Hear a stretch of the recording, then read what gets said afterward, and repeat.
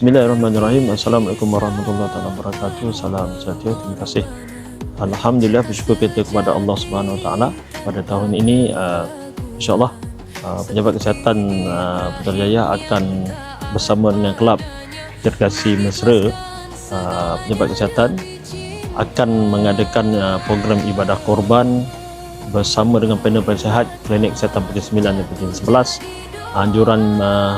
Anjuran bersama dan mendapat sumbangan daripada pengurusan urus air Selangor. Pada tahun ini kita berjaya dapat memulai 2 ekor lembu untuk diadakan majlis korban dan merupakan salah satu aktiviti yang pertama untuk program kelab kita pada tahun ini. Jadi sama-samalah kita menyokong kelestarian dan juga keharmonian dan juga program aktiviti kelab kita demi kebaikan dan juga kesejahteraan warga Pejabat Kesihatan Putrajaya. Sekian, terima kasih.